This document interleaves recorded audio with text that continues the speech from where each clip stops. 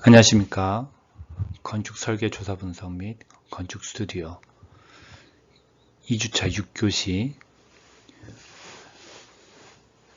사례조사 연구소에 대해서 발표하게 된 김종현 교수입니다. 지난 시간에는 유사 사례조사로 학원에 대해서 배웠는데요. 이번에는 연구소에 대해서 더욱더 면밀히 살펴보길 원합니다.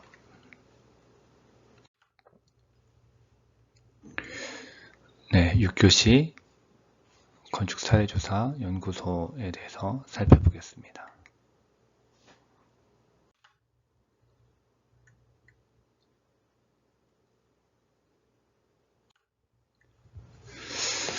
앞서 학원의 경우에는 현재 건축 설계 정보에 있는 데이터를 토대로 만들었던 사례 조사고요.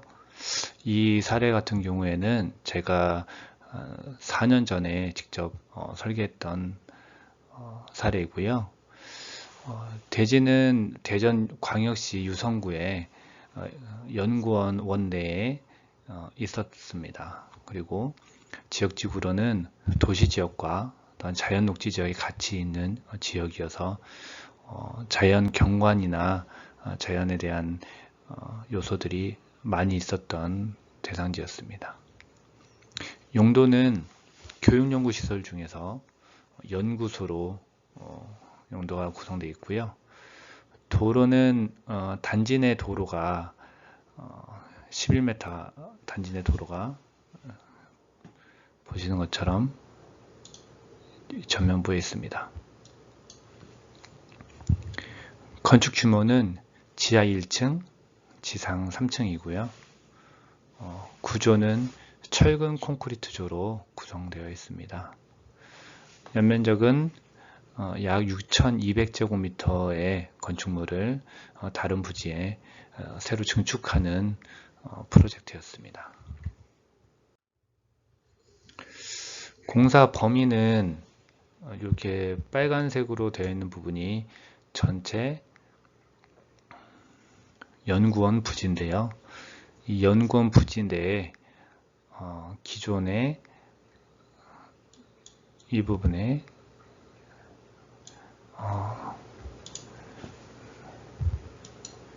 온실이 있었습니다. 온실을 철거하고 그 철거한 부지에 추가로 건축물을 계획하는 프로젝트였습니다.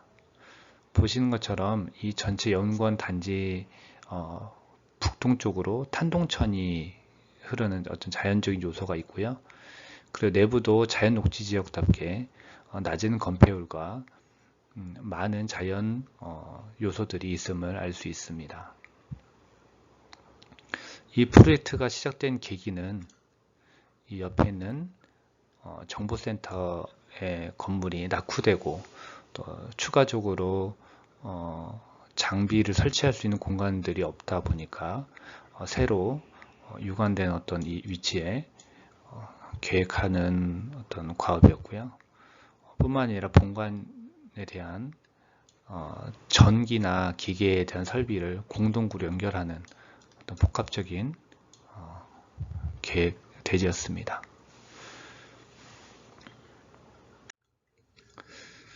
좀 더 사이트를 자세히 보시면 지금 저희가 하고 있는 계획과 좀 유사한 부분이 있는데요.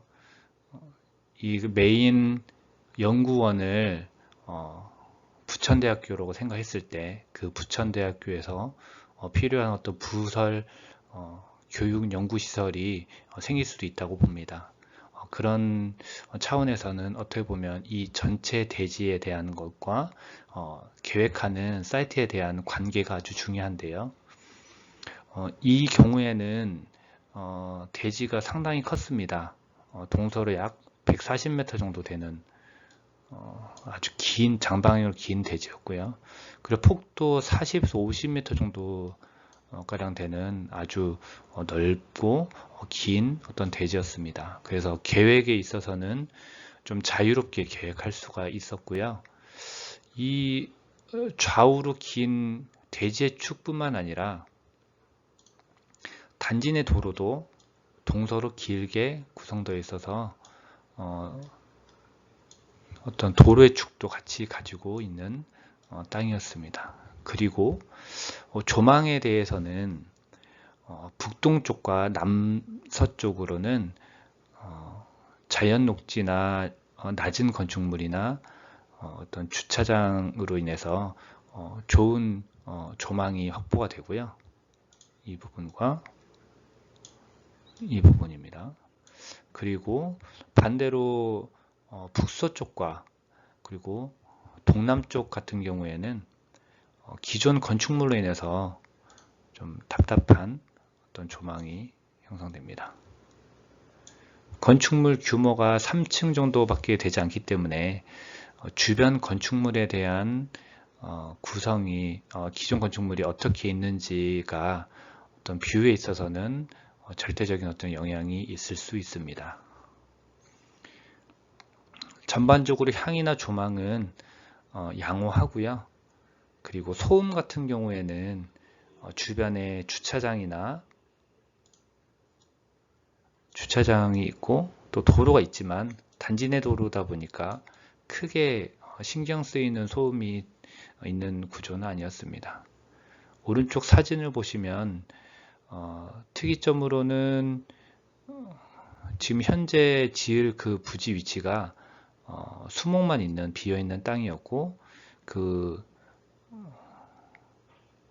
뒤쪽 남쪽 부분에 녹지 부분과 접해 있는 그 부분에서는 수로가 형성되어 있어서 추가적으로 우수에 대한 안정성이 좀 확보된 대지 안전이 확보된 사이트였습니다.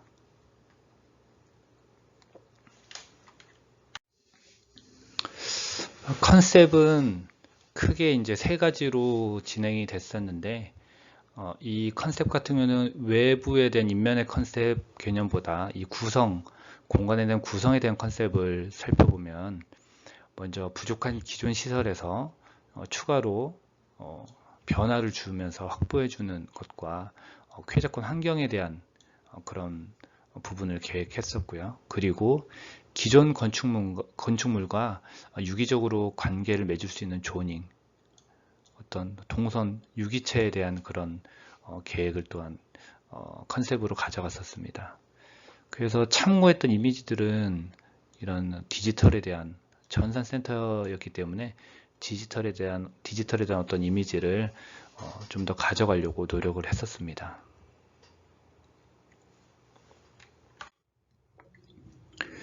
컨셉과도 다르게 주안점을 살펴봤는데요. 주안점이란 이 건축물에 주요하게 어떻게 착안을 해서 계획을 할 것인가를 보는 거였는데요.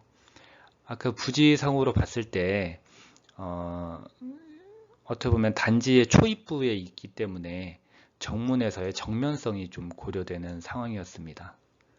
그리고 단지 입구로서의 어떤 상징적인 건축물로 인지되기를 원했었고요. 그리고 이제 연계성 같은 경우에는 기존 공동구를 별도로 설치하면서 본관에 있는 인프라가 연결될 수 있도록 신축 건물이 본관과 연결되고 그리고 구 건물과 연구원들이 또 동선이 연결되고 하는 어떤 그런 주요한 연계성에 대해서 살펴봤고요. 조화성은 그럼에도 불구하고 이 단지 내에 있는 건축물들과 신축하는 건축물이 과연 조화를 어떻게 이룰 것인가 이거 좀 고려했었습니다. 그리고 어떻게 보면 자연적인 요소들 뒤에 산과 전면 천 부분이나 이런 부분들이 어떻게 이런 개방 공간과의 연계도 어떻게 조화를 이룰 것인가 고민을 했었고요.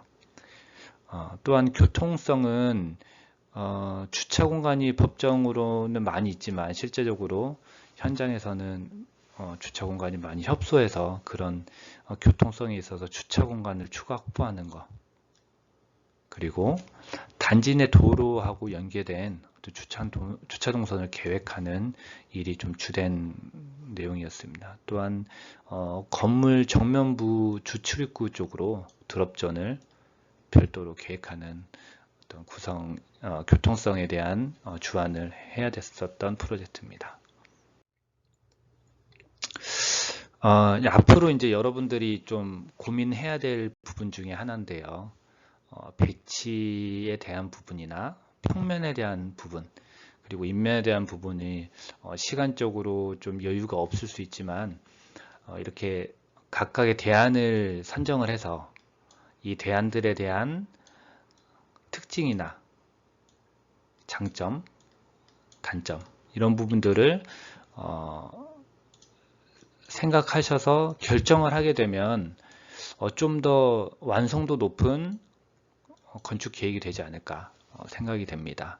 수학 분석이나 여러 가지 분석법이 있지만 저 같은 경우 이때 이제 했을 때는 간단하게 특징하고 장단점을 확인해서 또한 이제 저도 그런 건축 계획안을 어떻게 진행할 건지를 고민하고 또한 그 고민된 것들을 건축주나 의뢰한 건축 클라이언트에게 설명할 수 있는 어떤 근거가 될 수 있습니다. 그때 당시에 일환으로 결정됐던 이유는 무엇보다 향이나 조망 그리고 기존 건축물과 간섭이 되는 부분이 좀 최소화돼서 이 안으로 좀 결정이 되었던 것 같습니다. 그래서 이 건축물 입장에서는 채광이나 통풍이 자연스럽고 그리고 뷰 조망에 대한 부분도 기존 본관 건물이나 기존 시설과 간섭이 없도록 최대한 이격해서 계획을 했고요. 그리고 건축물 신축 건축 주변으로 주차 공간을 별도로 추가 신설을 해서 부족한 주차 공간을 더 확보하는 쪽으로 계획이 됐었습니다.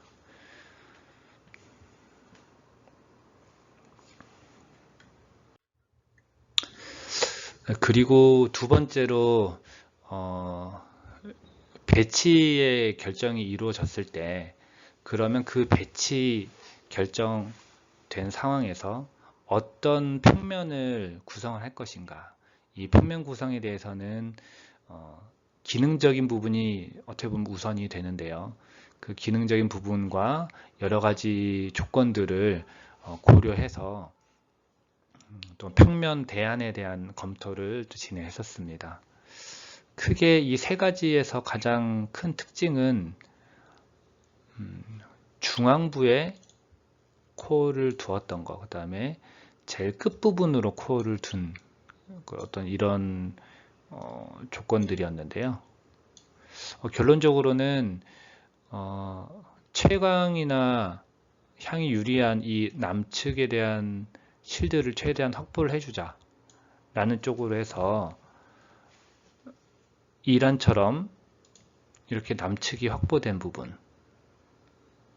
평면이 정리가 어느 정도 됐었고요. 그리고 상대적으로 불리한 내측으로 코어를 집중해서 계획하는 걸로 구성했었습니다. 그래서 이때도 일환으로 좀 진행이 별도로 됐었습니다.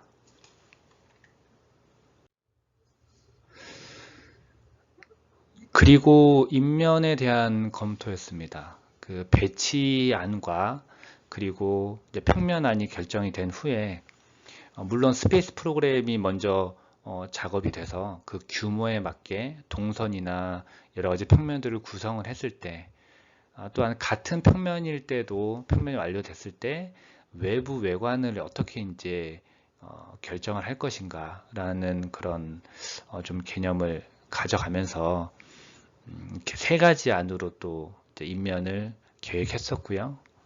각각의 이제 컨셉 자체가 다릅니다. 그래서 이건 사실은 그런 발주처나 건축주의 어떤 그 성향이나 디자인 철학이나 이런 부분들이 들어오는 부분이라서 다양하게 대안을 제시하고 하는 부분이고요. 학생 여러분도 이번에 인면을 계획하는 데 있어서 같은 평면일지라도 다른 인면을 구성을 해보고 그 인면을 통해서 또 새로운 공간들이 또 구성되는 것. 앞서 학원을 예로 들었던 것처럼 그 평면 자체가 다양하게 움직이면서 인면이 변화되는 것도 있고, 또한 어떤 재료나 패턴을 통해서 인면이 변화되는 것도 있습니다. 그래서 그런 여러 가지 다양성들을 좀 고민을 많이 해보고 그 중에서 선택을 한다면 좀 더 좋은 인면이 되지 않을까 생각됩니다.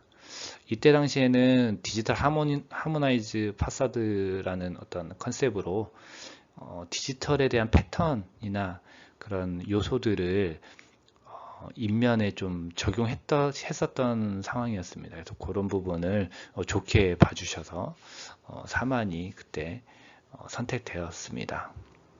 그리고 이 인면의 어떤 패턴이나 호불호를 떠나서 이때 또 고려해야 될 것이 너무 과한 인면이 아니도록 특별히 봐야 될 부분들은 에너지 절감에 대한 이런 부분은 커트너를 많이 사용하면서 에너지 효율이 떨어질 수 있는데요. 그런 부분이 좀 완화될 수 있는, 그래서 에너지 절감도 될 수 있는 어떤 요소도 중요한 요소입니다. 그래서 그런 부분도 고려를 해야 되고, 그리고 너무 또 다양한 인면 형태일 경우에는 시공성이 불리하다는 것도 어느 정도는 감안을 하고 계획을 하시면 좀 더 좋은 계획안이 나오지 않을까 생각이 됩니다. 앞서 보신 이제 배치나 건축 평면들을 통해서 배치 정리된 이제 배치도입니다. 배치도에서 가장 중요한 부분들은 앞서 말씀드렸었지만 이런 동선들, 보행 동선에 대한 부분들, 그리고 차량 동선에 대한 부분들이 아주 중요합니다. 그래서 이 동선들이 과연 어떻게 순환이 되는지, 차량은 어떻게 순환이 되고 보행은 어떻게 순환이 되는지 이 부분이 아주 중요한 요소입니다. 그래서 그 부분들을 잘 정리하시면 될 것 같고요. 그리고 별도로 이렇게 이제 전산센터 같은 경우에는 중량의 장비들이 많기 때문에 그 중량의 장비들이 어떻게 하역을 해서 그 내부로 진입이 될 수 있는지, 특별히 이런 특수한 장비 같은 경우는 테스트실을 거쳐서 이 테스트에서 합격된 제품들이 들어오는 구조였습니다. 그래서 그런 부분들이나 이 전산 장비로 인해서 항원환습을 할 수 있는 그런 부분들도 있었습니다. 이런 특수한 부분들은 크게 이제 이번 시간에 다루진 않겠지만 이런 부분들이 어느 정도 특수성이 있다는 것을 좀 감안하시고 특별히 연구소를 계획하시는 분들은 그런 그 연구의 어떤 방향이나 그런 그 결과물이나 이런 것들을 한번 확인해 보시는 것도 좋은 방법일 것 같습니다. 지하 1층은 앞 학원에서도 이런 부분들이 있었는데요. 다목적실을 둬서 별도로 이 연구원들의 어떤 휴게나 휴식을 취할 수 있게 했고요. DA 공간을 둬서 자연 채광이나 자연 채광이나 환기가 가능할 수 있도록 계획을 했었습니다. 그리고 별도로 이제 기전실이 구성되어 있습니다. 그리고 특이한 거는 이 점검 통로까지 해서 이렇게 공동구로해서 본관으로 연결된 어떤 특수 조건이 있었습니다. 1층에서 사람들이 주출입으로 들어오게 되면 로비를 거쳐 엘리베이터나 계단으로 해서 3층까지 올라갈 수 있고요. 그리고 별도 라운지를 둬서 카페테리아나 추가적으로 나중에 그런 휴게 공간이 구성될 수 있도록 로비 부분에 같이 계획해 놨습니다. 그리고 사실 메인이 되는 전산센터에서 메인이 되는 장비가 이런 전산 장비실인데요. 이런 전산 장비실에 레벨 차를 둬서 상황실에서 바로 확인될 수 있도록 그런 어떤 유기적인 관계를 맺었고요. 이런 브리핑룸 같은 경우에는 외부 손님이 바로 와서 볼 수 있고, 그리고 경우에 따라서 상황실에서 회의할 수도 있는 어떤 이 동선들의 체계들이 중요했었습니다. 그리고 또한 백업 미디어실 같은 경우는 이 상황실 전용이기 때문에 이 구성 자체가 이렇게 직원만 출입할 수 있는 어떤 동선으로 폐쇄된 부분으로 동선이 이끌어져 있습니다. 그리고 2층은 사무실이라고 보시면 됩니다. 이 연구하시는 연구원님들의 어떤 사무실이었고요. 각 박사님들의 자리나 그런 부분들도 고려가 되었고, 별도로 휴게 라운지가 또 2층 홀에 연계돼서 있습니다. 그래서 동선을 구성할 때 외부에서 오는 어떤 공개적인 공간과 그리고 내부 주된 연구원들의 동선이 어느 정도는 좀 이격될 수 있는 그 계획을 하는 게 좋습니다.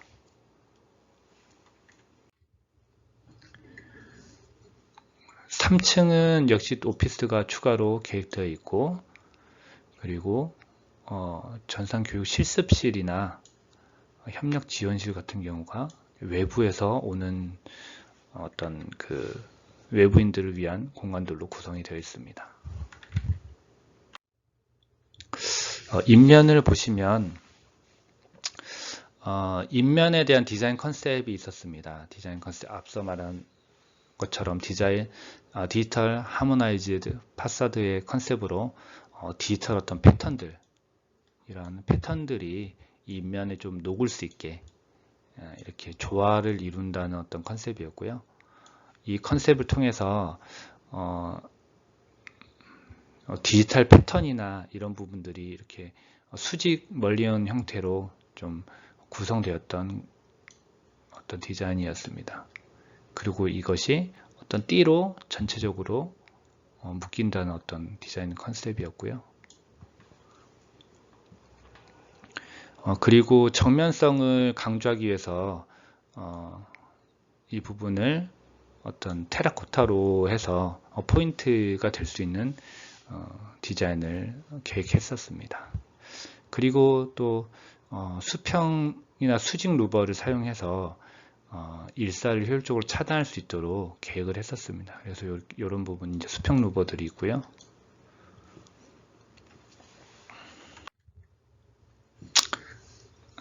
네, 이런 부분들이 이제 어떻게 보면 디지털 패턴들이 같이 엮이는 어떤 구성으로 되어 있습니다. 그리고 서측으로 이제 수직 루버가 이렇게 창호와 같이 맞춰서 계획이 되어 있습니다.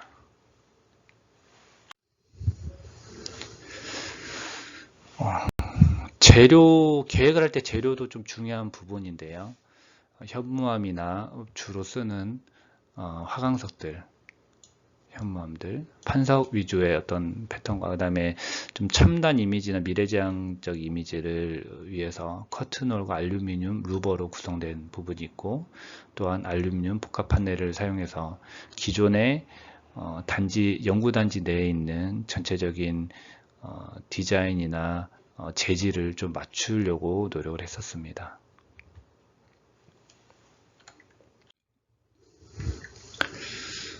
건축 단면인데요. 주로 지하 부분은 다목적실 제외하고는 이런 이제 기전실로 구성이 되어 있고, 그리고 1층 전산 장비실, 그리고 2, 3층 오피스로 구성되어 있습니다. 메인 동선은 주동선은 계단 및 엘리베이터 홀로 진입이 되고, 이 메인 계단실은 일반이나 연구원이나 같이 활용할 수 있는 계단이고요. 이 두 번째 계단실은 연구원들만 활용할 수 있는 계단입니다. 그래서 그렇게 동선이 좀 분리가 되어 있습니다. 특별히 어떤 디테일한 부분으로 기계실에 추가적으로 펌프가 파손되거나 물이 있을 때 전기실로 유입 안 될 수 있는 단차 계획이라든지, 상황실에서 전산 장비실로 해서 바로 육안으로 검수나 확인할 수 있는 어떤 상황실의 그 높이 단차 계획이라든지, 이런 부분들이 좀 디테일하게 검토되어 했었던 부분들이었습니다. 네, 이상으로 교육연구시설 중 연구소에 대해서 또 추가로 알아봤습니다. 이것을 통하여서 여러분들이 지금